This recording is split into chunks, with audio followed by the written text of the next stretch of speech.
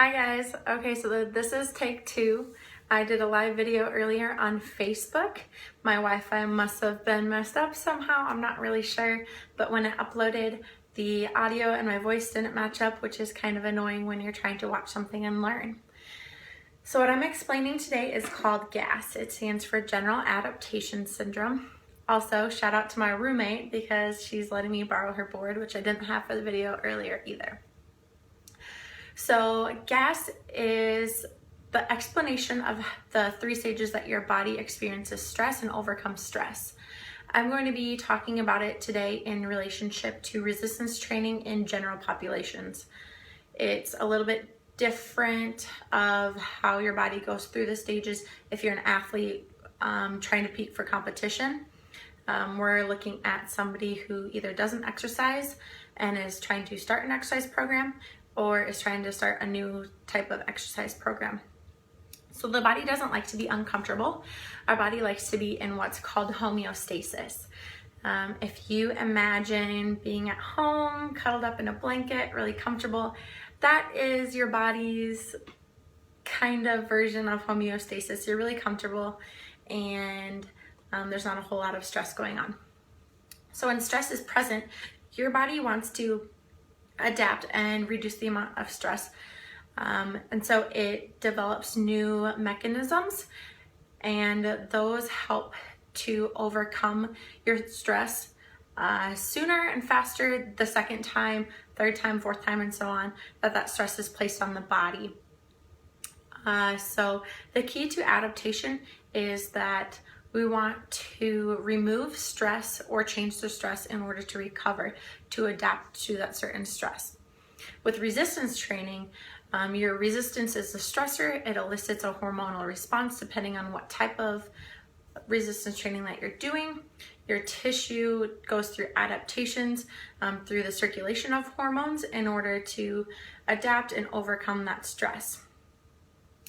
So the first thing that happens is you introduce a new stress into your life.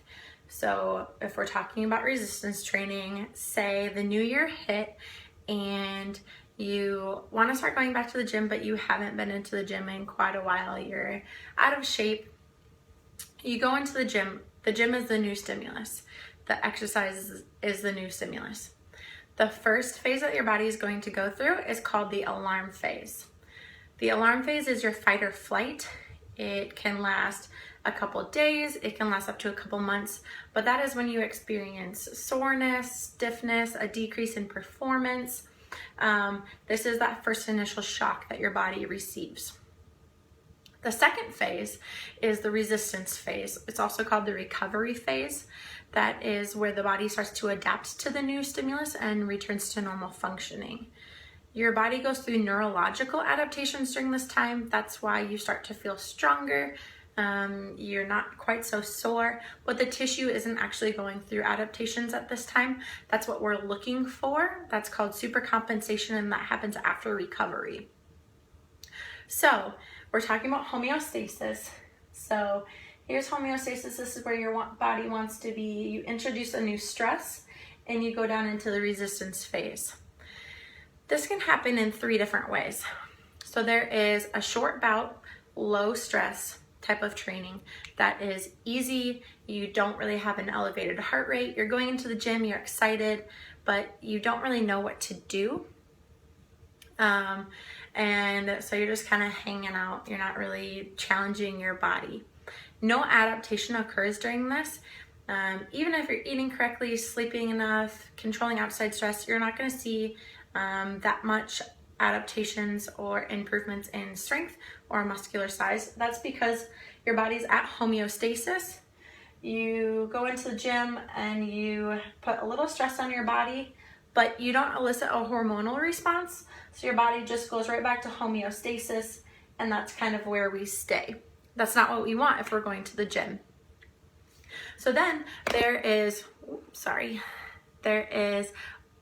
short bout, high intensity or high stress. The high intensity means that your heart rate is elevated, you feel tired after your workouts, you're getting that lactic acid burn throughout your workouts, you have an elevated breathing rate. All of this signals a catabolic response. a catabolic hormonal response. So that's going to be enough to put us into that resistance phase. During this, you're recovering properly from your workouts, so you're eating right, you're sleeping right. All of this put together elicits an anabolic hormonal response, which brings you into recovery phase and rebuilds damaged tissue, which happens during workouts. We break down muscle tissue to rebuild it stronger. It refills metabolic storages, and this results in our supercompensation. So you have your homeostasis, you bring in your stressor, which is going to the gym, and you're working hard, so you're in your resistance phase. You're allowing your body enough recovery, so your anabolic hormones will kick in, and you get that hormonal response during your recovery. And you don't just come back to homeostasis, you go into your supercompensation. As you can see, your supercompensation is up above where your homeostasis was before. So now your supercompensation is your new homeostasis. So we improved and we're better, and that's where we're maintaining. Or sometimes what can happen is long bout, high stress workouts. So we're looking at workouts where you're killing yourself for hours on end. Maybe you're doing 2-a-days. You're going into the gym and you're doing an hour of weight training followed by an hour of intervals or an hour of running, and your body's not used to it. So that's way too much stress on your body. It's too frequent, it's too intense. Maybe you're not eating right. Maybe you're not controlling your outside stress like you could be. You're not sleeping right at night, and you're just not recovering. This is what happens that takes us down to the exhaustion phase. So you have your homeostasis, you're going to the gym and you're killing yourself enough to where you are eliciting that catabolic response, but now you're not recovering enough to elicit that anabolic response that it brings you down into this exhaustion phase. This can last for a week, this can last for months, this can last for years if you don't change what you're doing and allow yourself to recover, and you're always down here. So when you're down in this exhaustion phase, stress is persisting, you're not giving your body a deload, overtraining happens, maladaptations occur, your metabolic functioning is low, so you're storing fat, your muscles aren't recovering, and you're constantly tired, and you're at a higher risk for injury, which we really don't want. So kind of the takeaway that I want people to know is that you don't have to kill yourself to get the body that you want or to achieve your goals in the gym. So we're looking for a lot of hard work, but not necessarily more is better.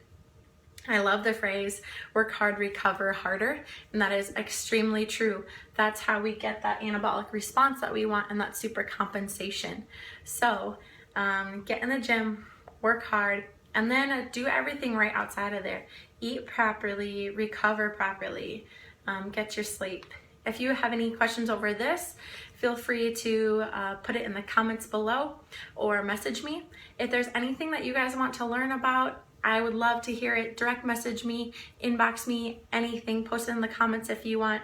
I'll try and make a post about it and help you guys learn. Also, please like and share my page. That helps me out a lot and helps other people learn as well. Have a great day. Thanks.